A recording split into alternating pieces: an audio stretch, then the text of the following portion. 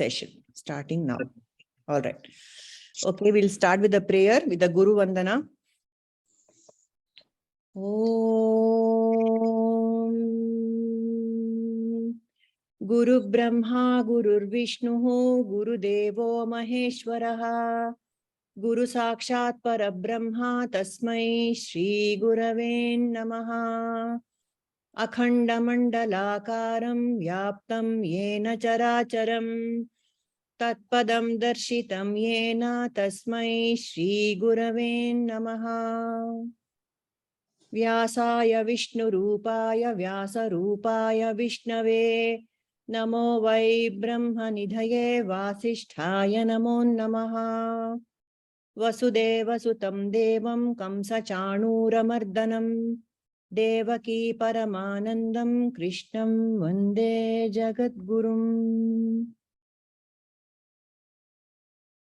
Okay, so invoking the blessings of the Guru is of utmost importance, and this particular chapter, Jnana Karma Sannyasa Yoga, the last verse of this chapter, tells us the Mahima of the Guru and the Guru Parampara.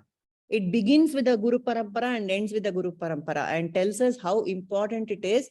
It is the Guru's grace which is working over time, for all of us to be here at this point right now. It is nothing but the Guru's grace. This Atma Vidya is it's so beautiful, and not everyone will come to this. Like we recalled in the previous session, there are 3 M's which are most important as per Adi Shankara. 3 M's. One is Manushya Janma. Of the thousands of 84 lakh yonis, in which 84 laksha jiva, it is said, Dasar ಹೇಳ್ತಾರೆ, ಹಾಡು ಹೇಳ್ತಾರೆ, 84 laksha jivaಗಳಲ್ಲಿ Manushya Yoni is the utmost and most beautiful and most important. Why? Because only in the Manushya Yoni we are able to express our, even though the least of starting from the amoeba to the blue whale, all of us share the same genes. It is only the Manushya who has the ability of viveka, of discrimination, of expression, isn't it? No other animal can declare its own presence. The cat cannot say, I am. Only the human being can, isn't it? So that having a first-hand experience and able to express it, that is the most important quality and the blessing that the Manushya Janma has. So that is the first M. So after a lot of permutations and combinations, and after having been through thousands of varieties of life forms, we have landed here. And that's the greatest blessing. And we have to, it is such a blessing that it has to be nurtured and make the best use of it. What is the best use of having the Manushya Janma? That's the second M. Having the mumukshutva. What is the mumukshu? A mumukshu is one who is keen to know the nature of its own self. What is my true nature? Why am I here? Existential questions. The one who gets those existential questions is a mumukshu. And this, unless this mumukshutva is triggered within the human, within the Manushya, the Manava Janma is just another Janma. You go on doing karma, you go on collecting punya or incurring papa, and then you come back again to, settle all your accounts. And this is a never-ending cycle, as we all know. Therefore, the second M, mumukshutva, is most critical after having been a Manushya, born as a Manushya. The third M is Mahatma Sangha, Mahatma Purusha Sangha. A Mahatma who can tell us and, take our mumukshutva and give it some meaning and tell us what is the purpose of my life and what is the goal of my life and how can I realize it. So the Mahatma Purusha is very important. Here the Mahatma is the Bhagavad Gita, Krishna Bhagavan himself. See, the body of the Gita itself is Krishna. In communication, in journalism, we say the medium is the message. What is the medium here? The Bhagavad Gita. The medium is Krishna. That itself is the message. Bhagavad Gita is a Dharma Kaya of Krishna. That is the legacy he has given us before he left his, mortal being in Dwapara Yuga. So this is what the teachings of the Upanishads, of the Gurus, that is the legacy, that is the message, that is the medium, and that's the message. Okay. So all these three, all of us who have gathered here are very, very blessed. That's why we thank the Guru and the Guru Parampara. See what these teachings we are, you can get these online also, but just reading the verses without the insights from the one who knows, the Guru, the Acharya. The Acharya is one who is trained in, explaining this, who has trained under a proper master, and he has kind of assimilated the teachings and he's able to explain it to others also. So the Acharya also is very important, because not all of us can get one enlightened master to show the way. But here, fortunately, we have, we come from Atmajyoti Satsang, which is founded by Sri Prabhuji, and he is a master who has given us these truths. So these classes are based on Sri Prabhuji's teachings as well as Shankara Bhashya. And he himself has based it on Shankara Bhashya. So this is a completely Advaitic spin to a very Dvaitic teaching. The Bhagavad Gita is full of me. Krishna keeps on saying, I am that, I am God, I am in the Vibhuti Yoga, the opulence of the God. I mean, I'm just waiting to come to Vibhuti Yoga. It is so fascinating and it's so wonderful. So there is always that I am God and you are a Jiva kind of distance is there. But you read between the lines and it is nothing but Advaita. It is nothing but I am you and you are me. Tat Tvam Asi is the larger message of the Gita, is Tat Tvam Asi, the Mahavakya. You are that. Who is you? The Jiva. Okay. Who feels a separation between, himself or herself and the entire world. I feel separate from you. I feel separate from God. God is somewhere there. I am somewhere here. And I feel separate from the Jagat, from the world. Oh, the world is so cruel. The world is not, it's very mean to me. It's not very kind to me. The three kind of Bhedas are there. Jiva Jagat Bheda, Jiva Ishvara Bheda, and Jiva Bheda. I feel that separateness. I feel isolated from the whole proceedings of the entire universe. I feel wronged, isn't it? The victim feeling is there in most of us. Something is, the world is not treating me well, the XYZ is not treating me well, I have been wrong, all these things. We keep lamenting without, so unconsciously we keep saying such things. So that Bheda is removed with the Bhagavad Gita, whose message is Tattvamasi. Are, you are part of the whole. You are not part, you are. Your true nature is the great Brahman itself, which is not elsewhere. It is you.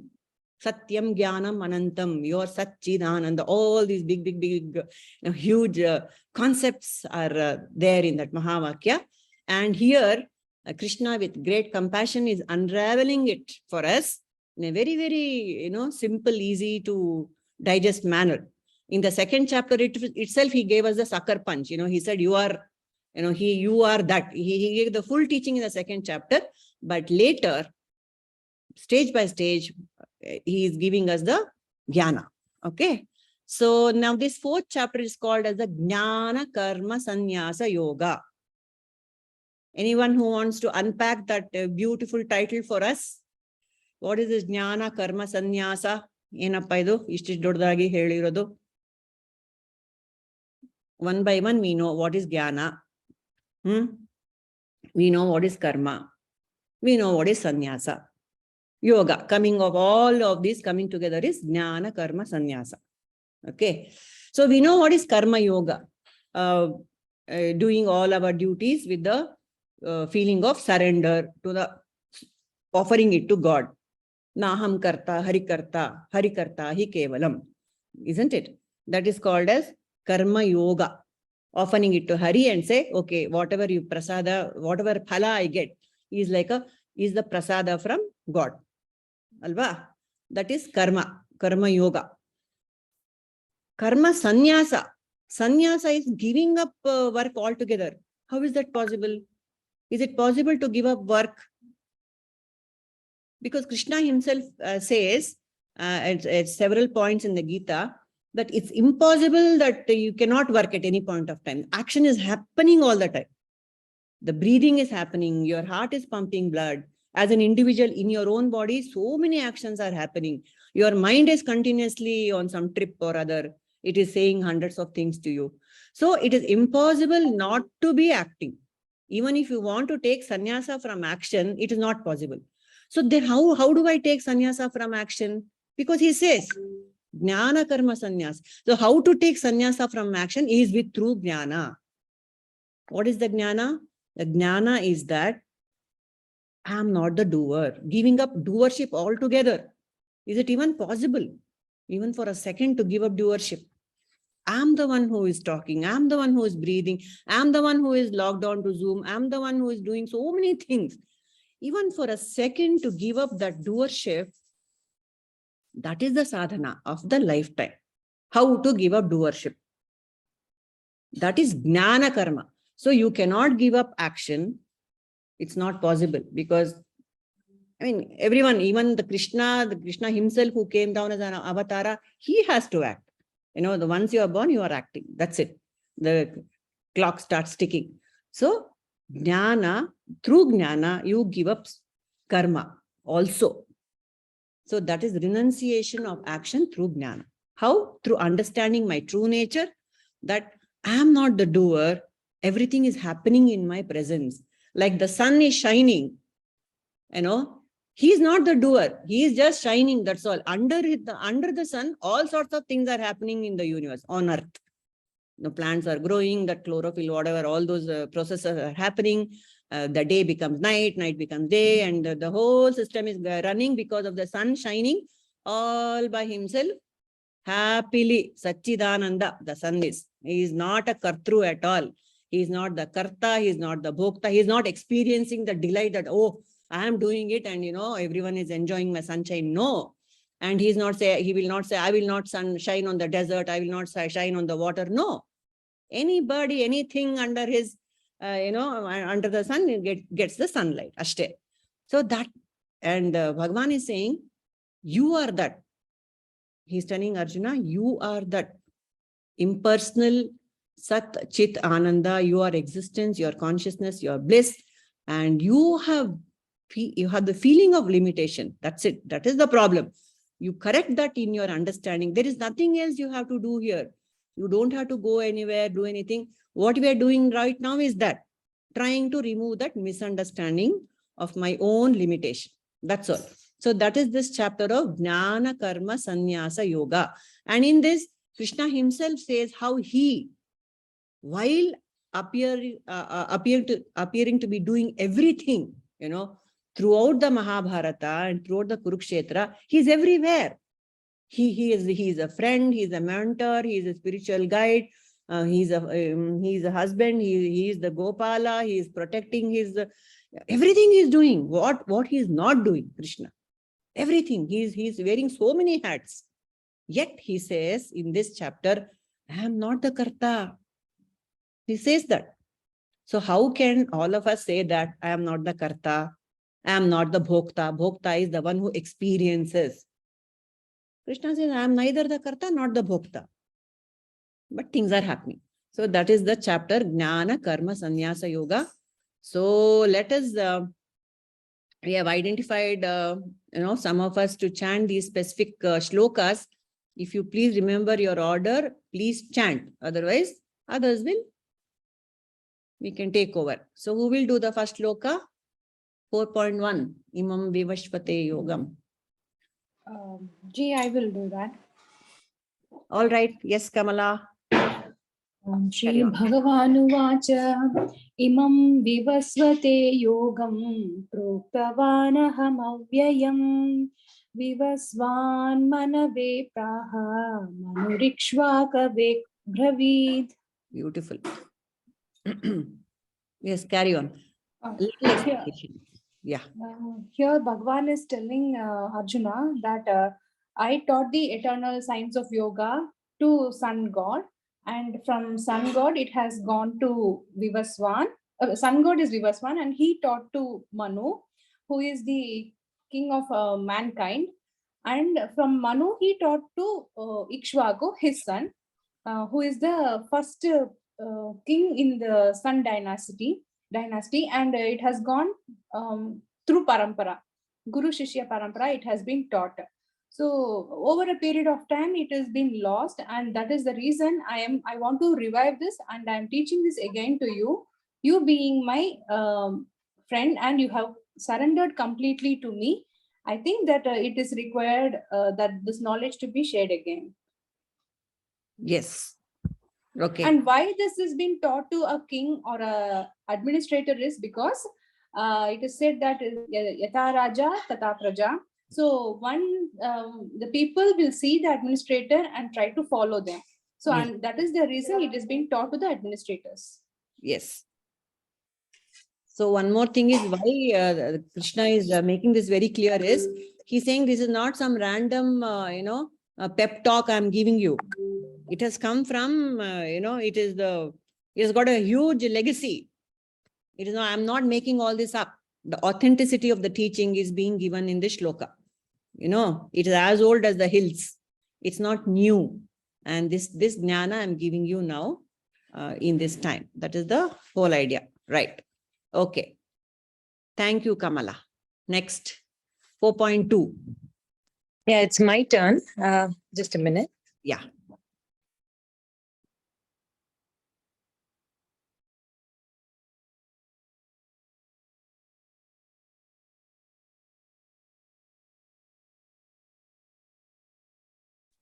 Yes. Evam parampara praptam imam rajashyo viduhu sakale neha mahata yogo nashtah parantapa. So the meaning is that the knowledge that has been handed over like this, as Kamala pointed out in 4.1, it has been lost at a certain point in time. Because it has been handed over verbally, it has been lost at a certain point in time. That's the meaning of the shloka. But then during those times when this knowledge has been lost and mankind has been at a major spiritual loss, a certain master will arise to give light to this knowledge again. And in the Mahabharata period was when this knowledge was lost, and Krishna appeared and gave this knowledge to Arjuna. Yes. Correct. That's it. Yeah. So we are so indebted that, God makes it a point to come and give us this knowledge when it is time. Actually, the Guru, it is said that the Guru appears when the time is right. So whenever we are ready to receive the knowledge, God comes in the form of the Gita, the Dharmakaya of the Gita, and the Guru who will explain it to us. Right. Okay. And then 4.3. Purnamaji, Shweta. Yes. Lokesmin vividha nishtha. Shweta, 4.3 alva idu. What are you doing now?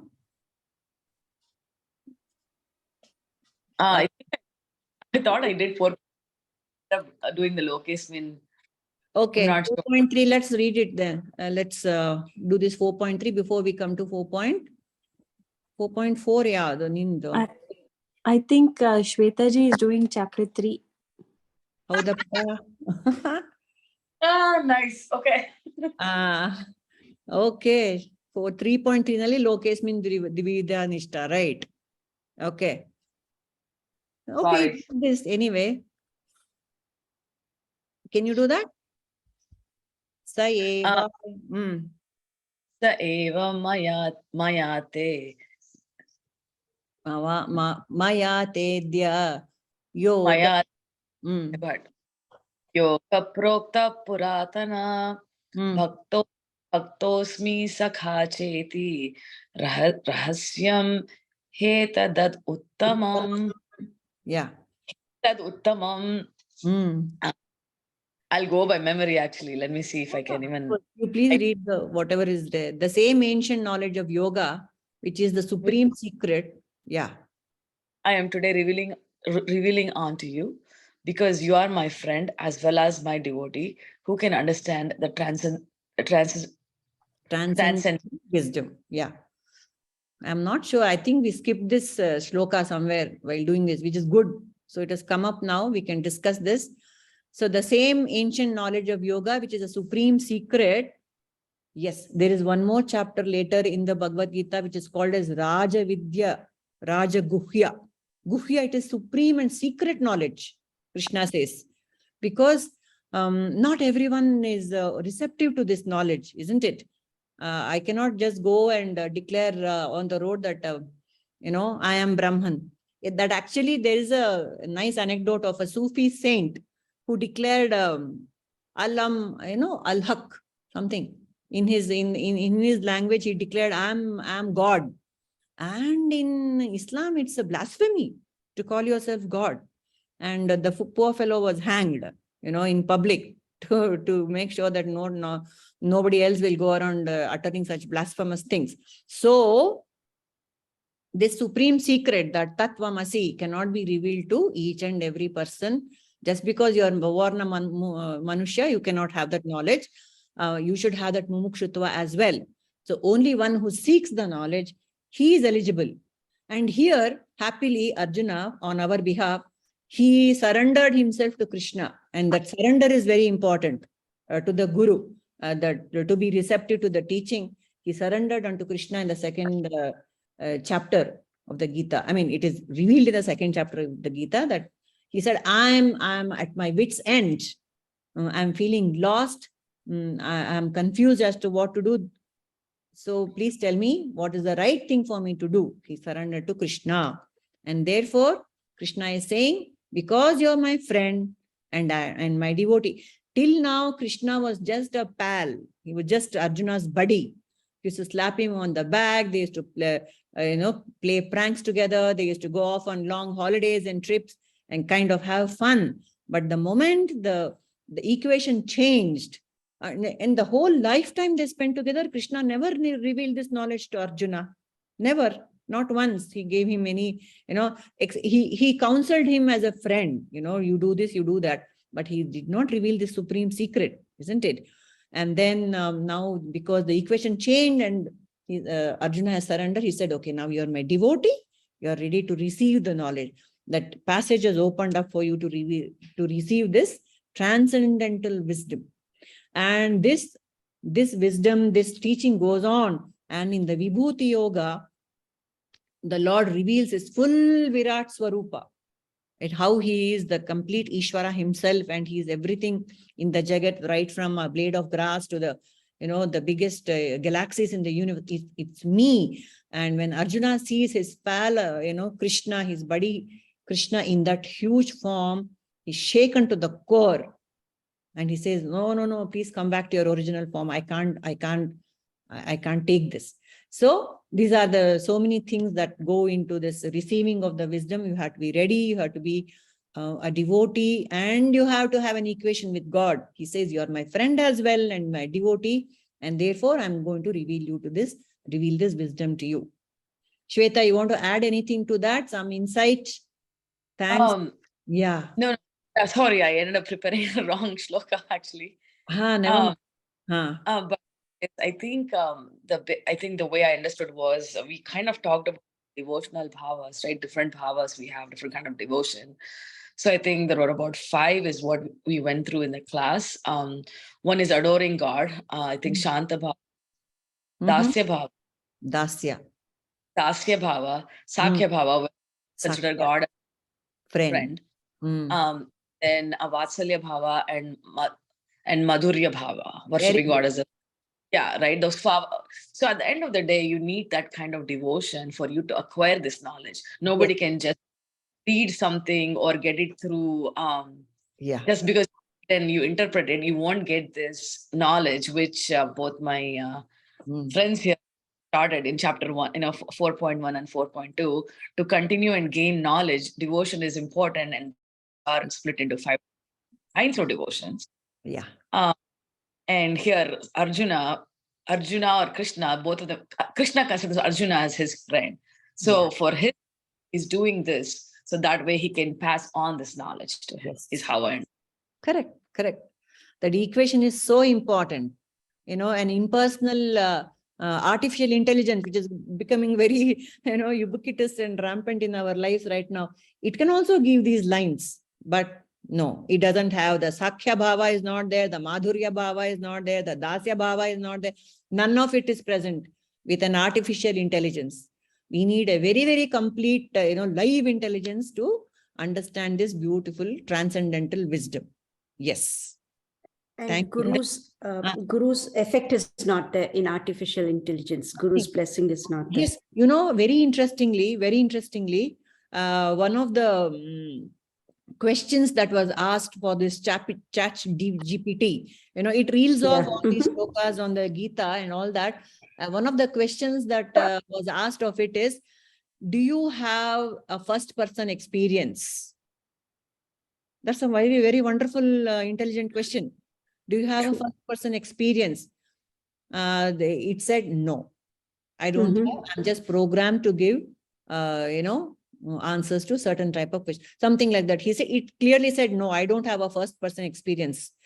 See, the artificial intelligence is intelligent enough to understand that question. What is this first person experience? So beautiful, isn't it? So that's where it ends. Yeah. The Apuroksha Anubhuti and Paroksha Anubhuti, this is where it comes up into picture. There it comes. That is why I am superior to the artificial intelligence, even though it is several megabytes more intelligent than me. I am in a better position because I have the Aparoksha Anubhuti. Well said, Anu. You are perfectly right. I have the direct experience of my presence. Right. And what you just mentioned in the initial thing, we do have that discrimination power, which is Viveka and Vairagya discrimination power. And that's what is most important for this particular Tattvamasi learning. Yes. And this I have the Viveka. Yeah, exactly. Even discrimination, it just researches and puts it to us, but it doesn't help us into, it doesn't help us in analyzing or anything. Yes. Wonderful. Okay. So we are in a good place. 4.6. Yarappa, 4.6. Are we here? 4.6 people. Let me check who it is. Yarappa? Rahul is not here. Okay. Anybody can do it. Nirmala ji, are you around? Amma nanodla. Oh, Haili Pa Chandra. Please welcome. Heli. Rupi sanna vyayatma tane. Haudama, haudu. 4.6. Ajopi sanna vyayatma bhutanam ishwaropi sanna prakritim swamadishtaya sambhavamyatma mayaya. Very nice. Although I am unborn, the Lord of all living entities, and I have an imperishable nature, Ajopisan Avyayatma. Okay. Aja, I am not born. And I have an imperishable nature. Yet I appear in this world by virtue of Yoga Maya, my divine power. Heli Chandra. Though unborn and eternal in my being, the Lord and control of all beings, controlling my own nature, I come into being by the power of my Maya Shakti. In the previous verse, the Lord said that he too had passed through several births, and now in order to clear any misconception concerning the nature of this birth, the Lord explained the mystery and significance of his incarnation. The common man takes birth as an effect of his own karma, but the Lord has no such karma to work out, and nothing has power over him. He is himself the Supreme Lord and Master of the whole universe, and rules it by his mysterious power of Maya. Why then should he take birth? It is for the purpose of doing good to the world. He takes a form by his own will, using the power of Maya as his instrument. 3 attributes of the Lord are mentioned here. He has no birth, he is eternal. He is the Supreme Lord of all beings. From this we understand that Lord Krishna is apparently the son of Devaki and Vasudeva, but really the eternal being, the Lord of the universe. Okay, fine. So we are getting more of this Yoga Maya and the divine nature of Krishna's manifestation in the coming shlokas. So he's saying, I am not just this 5'7" or 8" person that you're looking at. I'm the Lord of all living entities, and I'm Avyaya. And yet I appeared by Yoga Maya. My birth itself is divine, and it's a Mayic body that I have. Okay, more of that in the next. 4.7. Yeah, it's mine. Very good. Super. Okay. So 4.7 says, Yada yada hi dharmasya glanirvati bharata abhyuttanam adharmasya tadatmanam srijanmaham. Yeah. So the translation is, whenever there is a decline in righteousness and an increase in unrighteousness, O Arjuna, at that time I manifest myself on earth. Yes. So what is dharma? It is righteousness, prescribed actions that are conducive to our spiritual growth and progress. And adharma or unrighteousness is just the opposite of it. So when adharma prevails, the creator or the administrator of the world intervenes by descending and re-establishing dharma. And such a descension of God is called avatara. So we have seen, so many avatars. But the real reason for avatara is actually a little deeper if you look at it. And this is revealed by Ved Vyas in Bhagavatam also. The Lord descends to grace and bless souls. Yes. So let's just see a few questions. How will they be blessed? So when they have the auspicious thoughts, they are blessed. Yeah, how will they have the auspicious thoughts? When their mind is purified. And how will the mind get cleansed? By engaging in devotion. How will they engage in bhakti or the devotion? We all souls need a form to attach their mind to, a name to take leelas to remember and contemplate on. Because the formless is inconceivable, intangible, and extremely difficult to worship. Yeah. And that is where the avatara comes, where people can relate themselves to that. So when the Lord is descended in the form, he gave the basis for bhakti to billions of souls who were to come in the future yet. So Lord's primary purpose is to bless. So Lord is an ocean of bliss. His job is to bestow blessings upon the soul, to grace the soul. Akarana kripa. And how easy is it to love God? You love your child, your spouse, parents. So because you consider them as yours. So when you need to know that Krishna is also like us, the birth is divine, his form is divine, his leelas are all divine. So without any further doubt, you can actually go further to cultivate that devotional sentiments, how merciful he is, and how graceful he is, and how attractive the form is. So this is all about this. So beautifully said, Padmaja. Very beautiful. It was lovely, right? People, it was so beautiful. Very beautifully said. Absolutely. Yeah. Very nice. Very Yes, Padmaja. nice. Super. Yeah, it was super. Totally. So as per Padmaja's wish, shall we go for the Dattatreya story now? Break. Yes. Yeah. Eagerly waiting. All right. Okay. So For those who don't know Nirmala ji is the tadka in this whole recipe of Bhagavad Gita. Okay. She spices things up with her beautiful stories, all the time. And she is the most adorable person in right now you are adorable. So now you tell the story. Tell. thank you for all that pep talk. Okay. Yeah. The thing is, Narada comes to Swargaloka and he calls Saraswati, Lakshmi, and Parvati, and he says, the greatest Pativrata I've met in Bhuloka. He says, they ask, who is it? He says, Atri's wife, Anushya, is the one. She is amazing. Arey, we are the greatest. And somebody in earth is getting the best Pativrata award. They become jealous. So they send their 3 husbands to Anushya. Anushya, they come and sit down. They come as just Brahmins. And they say, Satiti, Atithi, Satkara they are doing. She's doing, come have lunch. She is going to serve. They say, you have to serve us naked. Because she is a Pativrata, she has powers.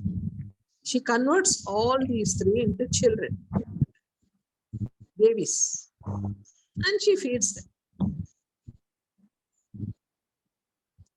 And then she just unites them into one body, 3 heads. That is Dattatreya.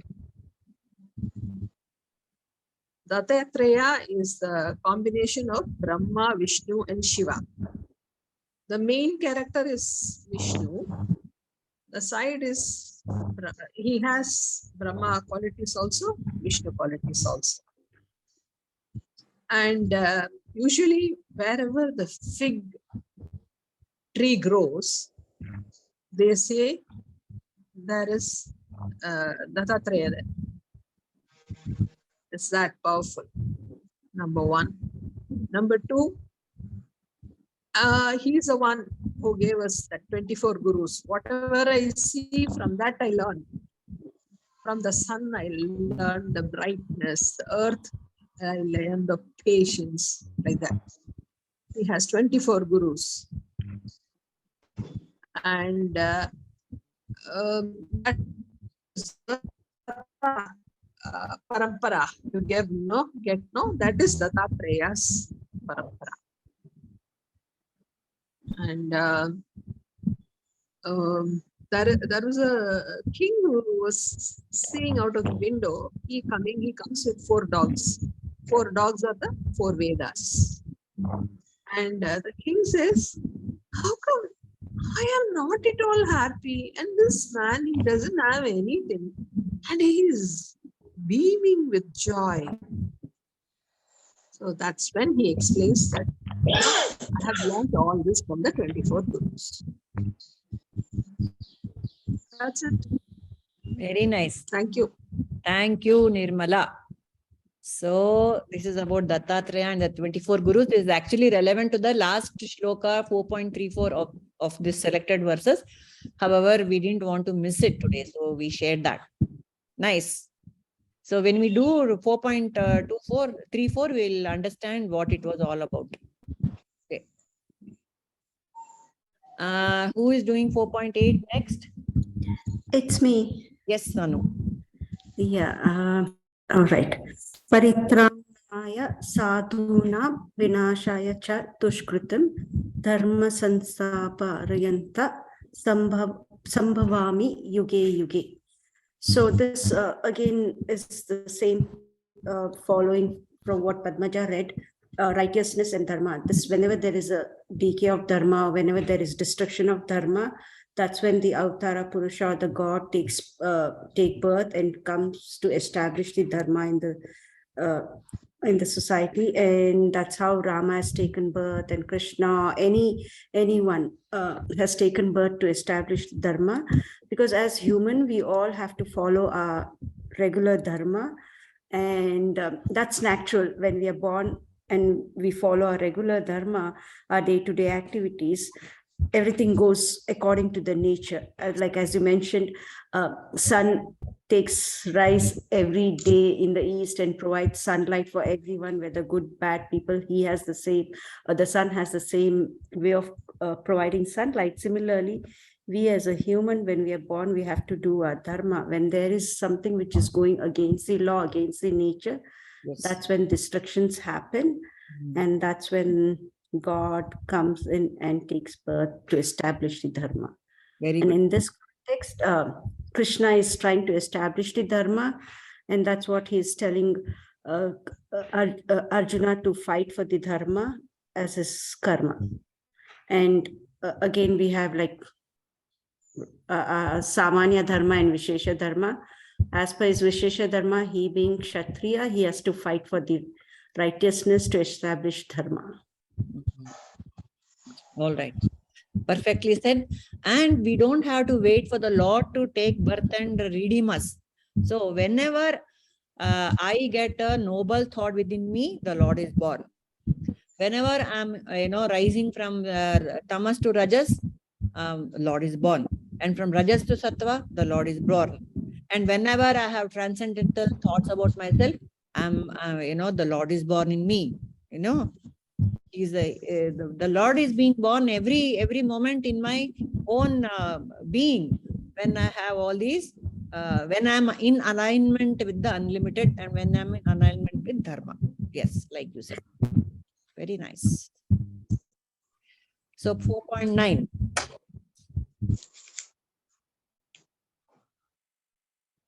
Pragati, no? Sorry, she's not there. She's traveling to India. Oh, how nice. Okay. Anyone can do this. Who else is there? Who wants to do this? Yaridira. I'm not able to see everyone's names because my screen is being shared. Okay.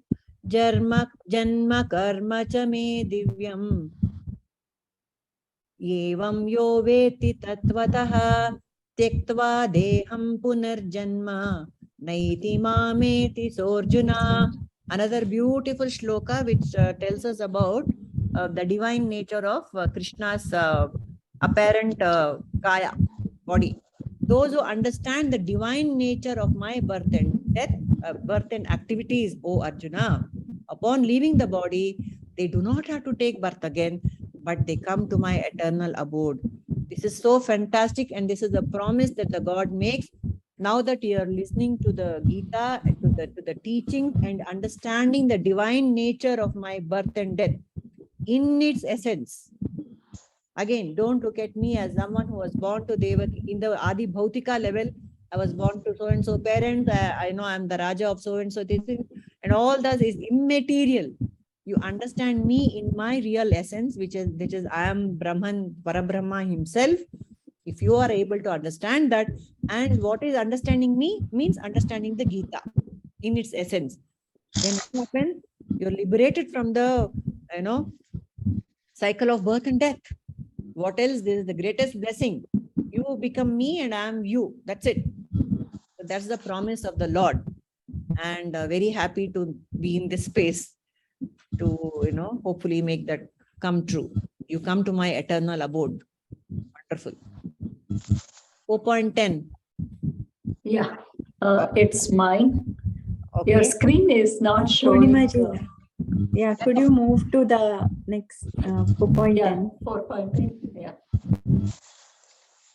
What are you saying? The screen is showing slides. 4.8. Really? Yeah. Oh, okay. I have to Okay. come to 4.10 alva. How to? Right. Suma. Yeah. Are we good? Yes. Vitaragabhaya krodhaha manmaya ma upashritaha bahuvo jnana tapasa bhuta madbhavamagataha. This is like Krishna is telling, like being free from attachment, free and anger, fear and anger, becoming fully absorbed in me and taking refuge in me. Many persons in the past have become purified by my knowledge and thus attain my divine love. Basically, like attachment is the main cause of both fear and anger. When we give up on like attachment, like the fear and the anger also will reduce. when we are attached to some object or something if it doesn't happen, then it creates anger in us, and then the fear of thought of losing that whatever like our intention. So all that we start experiencing all those things, fear, anger. So like instead of that, like when we have the pure like devotion in Krishna, that will help us like overcome this attachment, fear, and anger. Yes, correct. So convert everything into devotion. Yes. Attachment, give it to Krishna. Fear, give it to Krishna. Anger, give it to. Even your anger, God is the only one with whom you can rant. He doesn't mind. You can call him names. You can do nindastuti. He doesn't mind. He's all there. He's very compassionate. He will listen. He's the greatest friend that one can have. So convert everything into devotion to the Lord is what is the formula for getting out of this fear and all the other things that keep me limited and bound to this form. Yes. Thank you, Millie. Thank you. You are Suma. Yeah, Suma. Yeah, Millie is my last name. All right. Okay. Thank you. Very nice. Thank you. Next. Are you seeing the screen now? 4.11? Yes. Okay. Yes. Okay, I will go, Purnimaji. Yes, please. ये यथा मां प्रपद्यन्ते तांस्तथैव भजाम्यहम् मम वर्त्मानुवर्तन्ते मनुष्याः पार्थ सर्वशः. Yes. So this is from what I have read.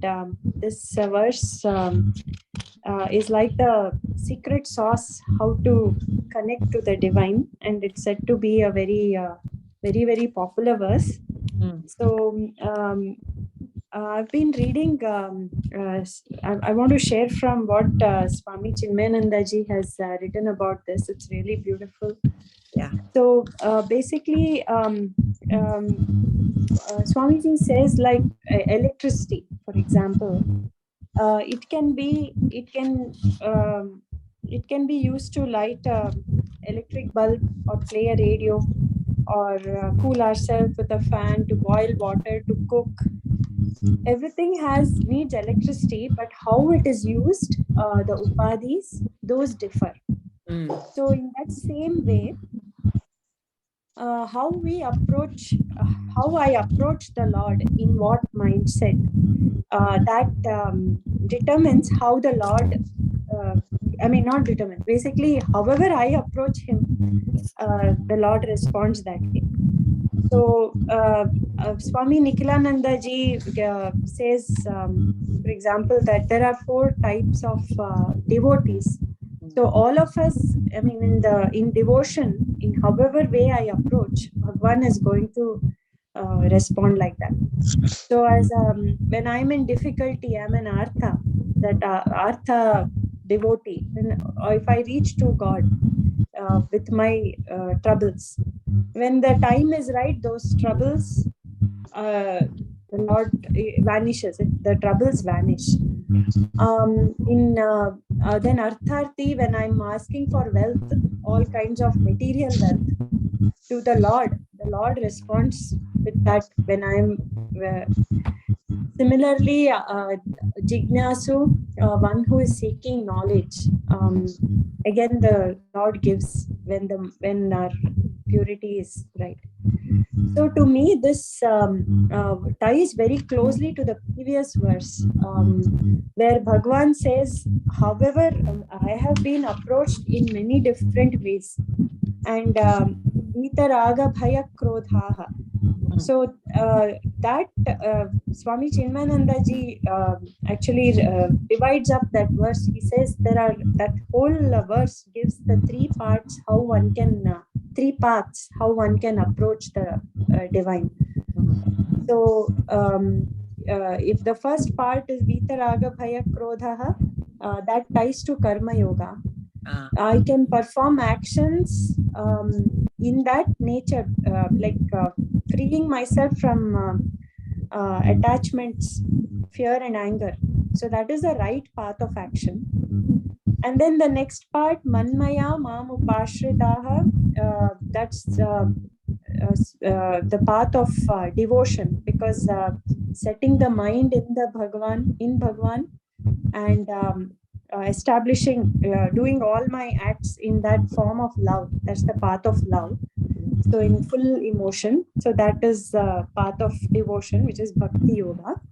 And then finally, jnana tapasa. All the study of theory of Vedanta and all the attempts of us to convert it in our day-to-day life, all that constitutes jnana tapas, all that constitutes the jnana yoga. So when, however we approach Bhagwan responds that way. And if that basic requirement is for mumukshutva, through all our actions in whichever path, then Bhagwan gives us that, in that path that we are pursuing. That's my understanding. Very perfectly said and very comprehensive. You have covered all the points. I don't think there is any doubt left about this particular shloka. Thank you so much. So go ahead and worship the Lord any way you want. And Sarvadeva Namaskaraha Keshavam Pratigachati. Keshavam Pratigachati. You may do namaskara to a tree, to a tulsi plant madu, illa nin Ganga puja madu, yen madurunu, what it is going to this ocean. The salt doll and ocean example is given here in this slide. Like that. It all kargogatte ashte. It goes into his pada. Please, can everybody switch on the video? 4.13. Yarappa ivaga 4.1. Deepa, are you there? Yeah. Okay. Shall I start? Yes, please. Chaturvarnyam maya shrishta gunakarma vibhagashah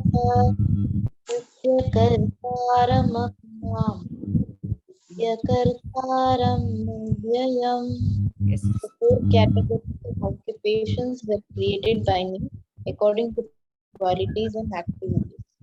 Although I am the creator of this system, know me to be the non-doer and eternal. Yes. So there are four categories of occupations which were created by God, and these are actually based on the gunas, sattva, rajas, and tamo. They are Brahmana, Kshatriya, Vaishya, and Shudra. Brahmanas, they have a prominence of tattva, and they are predisposed towards teaching and worship. Yes. Kshatriyas, they have the prominence of sattva and rajas, and they are inclined towards administration and management. Yeah. Vaishyas, they are creative and they produce something. They have a prominence of rajas and tamas. They form the business and agricultural class. Yeah. And lastly, the Shudras. They like to execute the tasks but requires a lot of motivation, as they have a prominence of tamas. They form the working class. And this classification, it was neither meant to be according to birth, nor was it interchangeable. Yes. And this classification was according to people's qualities and activities. Right. Although God is the creator of the world, He's the non-doer. Like the rainwater that falls equally on the forest. From some seeds, huge banyan trees sprout, others beautiful flowers bloom, and from some thorny bushes emerge. The rain actually is impartial here, but it is not answerable for this difference. In the same way, God provides the souls with the energy to act, but they are free in determining what they wish to do with it. God is not responsible for their actions. Yes. That's it, Purnimaji. Very good. Yeah, perfectly said. So the four categories are not based on jati. but it is about guna and karma. That's it. Yeah. And he clearly says, although I have created the system, I have not done anything. See, this is this fine. This is what is very difficult to get a handle on, isn't it? How can God be the non-doer?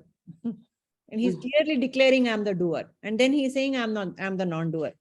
If we crack this, we are free. Yeah. Okay. 4.34, Jayashri. Idya.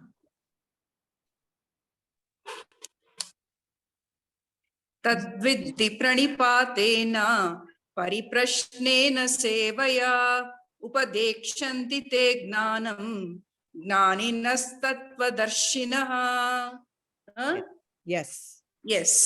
Go and learn this truth about your real self from a ಜ್ಞಾನಿ. ಅವ್ರಿಗೆ ಸಾಷ್ಟಾಂಗ ನಮಸ್ಕಾರ ಮಾಡೋದ್ರಿಂದ, ಅವ್ರ ಸೇವೆ ಮಾಡೋದ್ರಿಂದ ಮತ್ತು ಸರಳ ಮನಸ್ಸಿನಿಂದ if you seek your answers about God, you are going to get it from a ಜ್ಞಾನಿ. The ಜ್ಞಾನಿ should be a Shrotriya and Brahmanishta to impart this knowledge so that you get it from the direct from the Guru Parampara line and it will be the truth. So seek a gnani for your answers. Okay? Ashte. And Pranipatena. Pranipata andre adu complete surrender, ಸಾಷ್ಟಾಂಗ ನಮಸ್ಕಾರ. ಸಾಷ್ಟಾಂಗ ನಮಸ್ಕಾರ.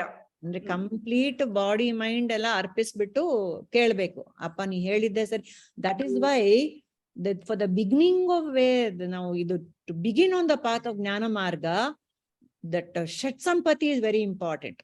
ಶಮದಮ that ಏನದು ಸಾಧನ chatushtaya.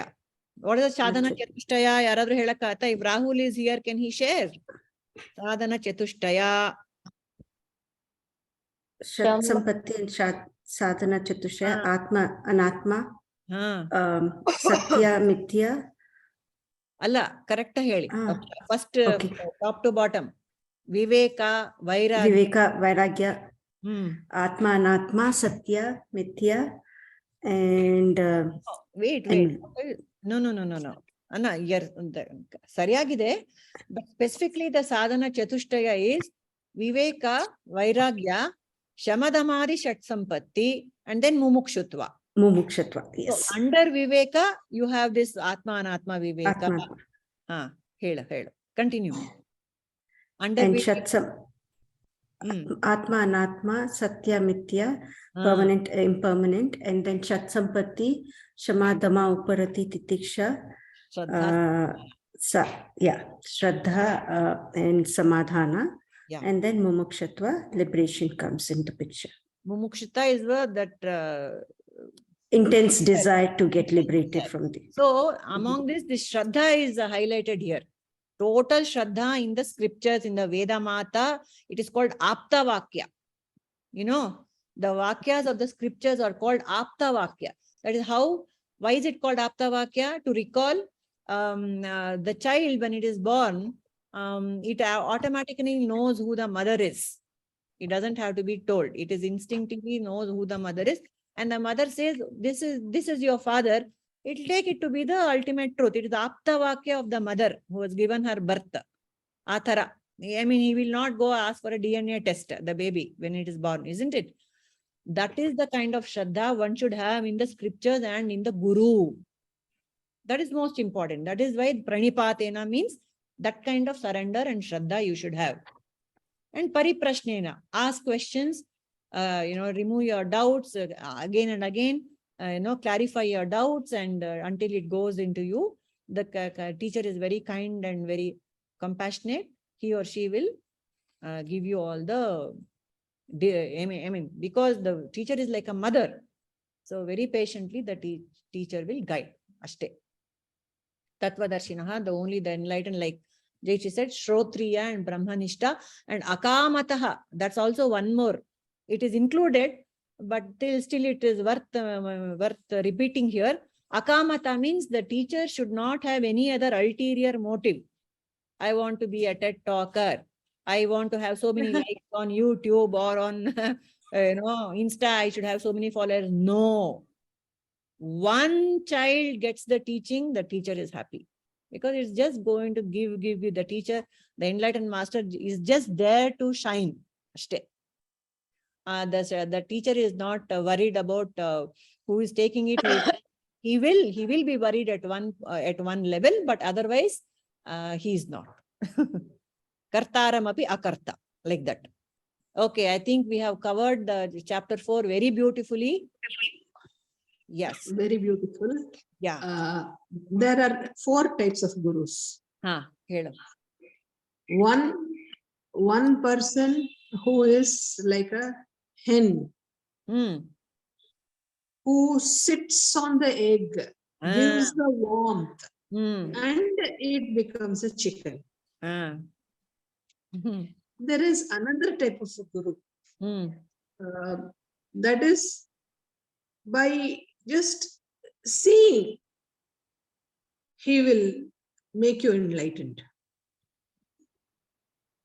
Then there is one like a this kachua, that is tortoise.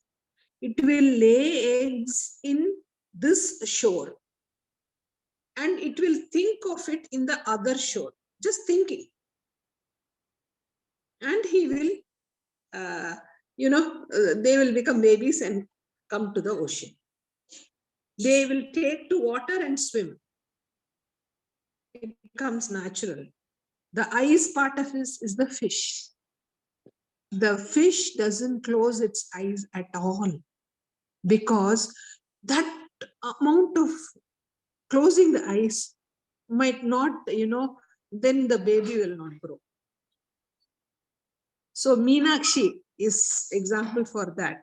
She's all the time looking at you and blessing you. So beautiful. With the eyes. Wow, lovely. Nirmalaji, if you don't mind, second one, can you please tell me what that was? The first one is rooster. Second one is fish.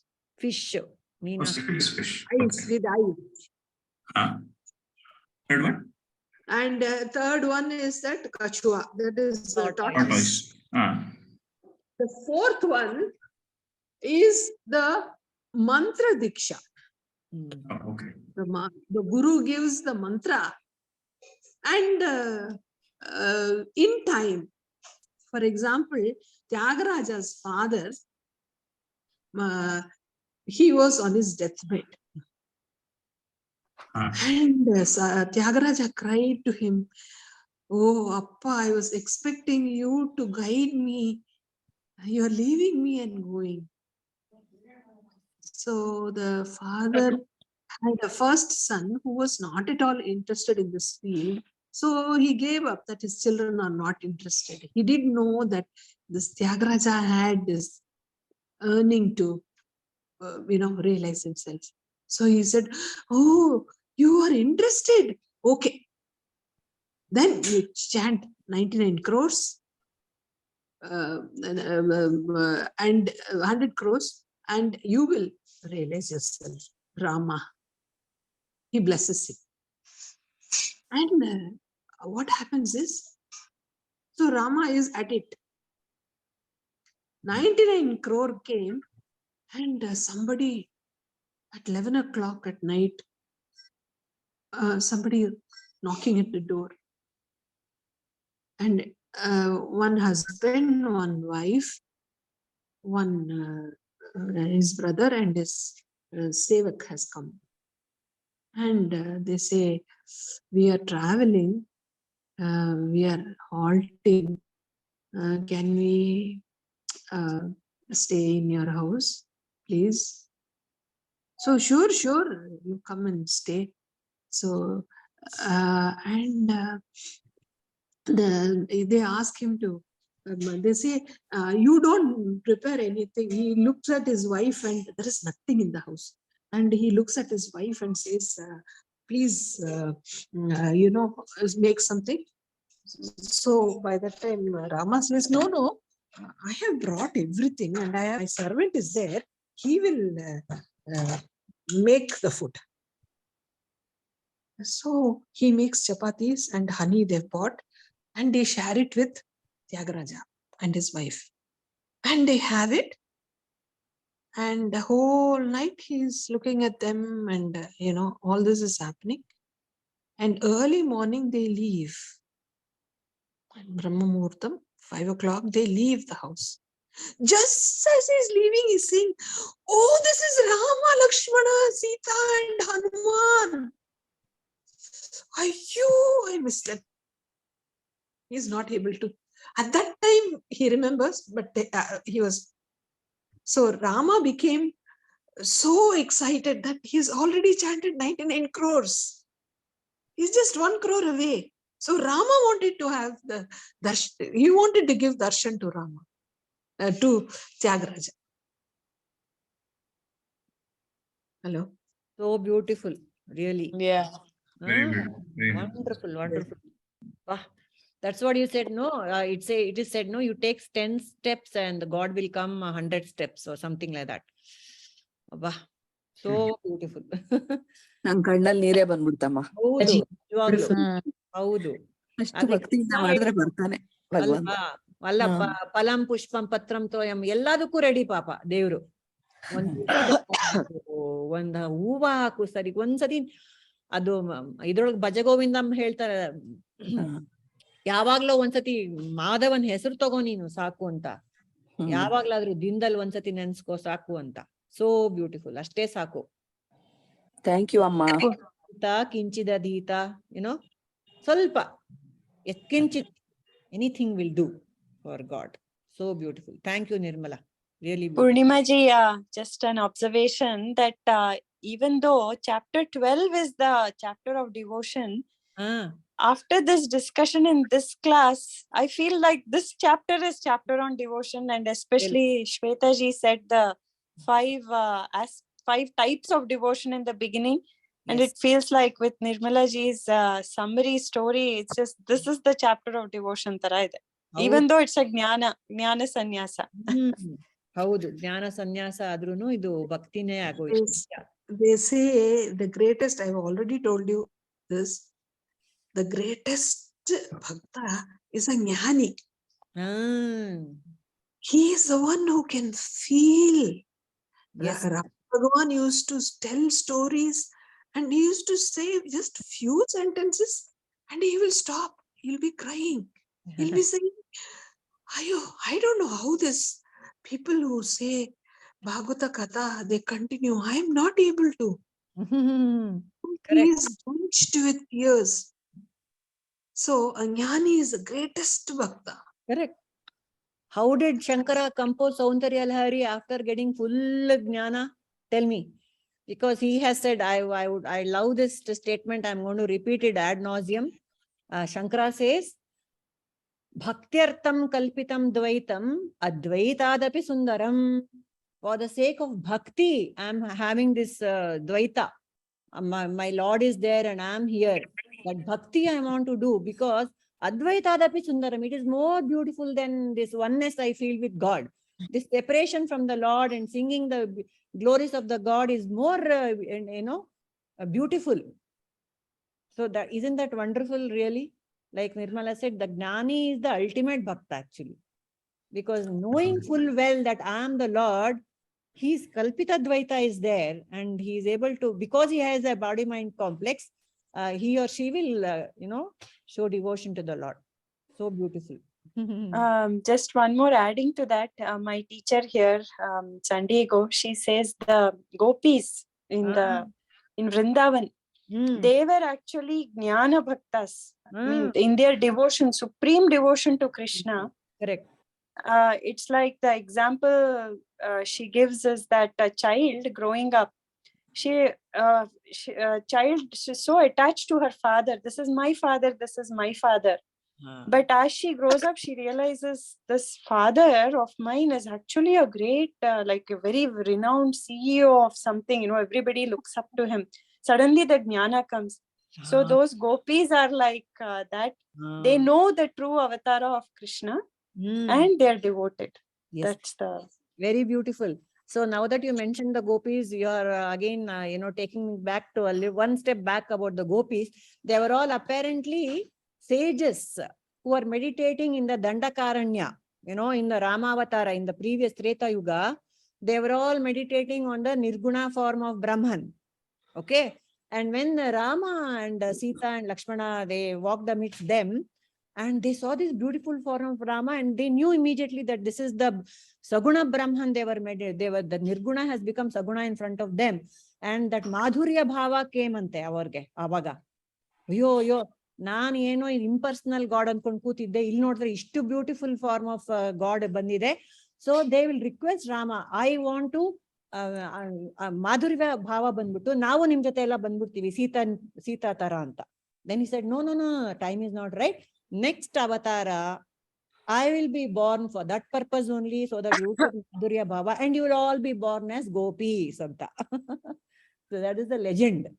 So how these impersonal devotees became gopis, and with that Madhurya Bhava on Krishna. So this can go on and on. It's already 8:20. We'll call it a day for now. The next week we'll take up chapter 5. Only 3 shlokas in chapter 5, because it's a kind of a repetition of all that has happened. So I'll put up those shlokas on the group, and we can all come back next week for more of this. Okay? Done? Aita, innenappa? Rahul, closing prayer adru helbudi. Ogli. We haven't heard from you today.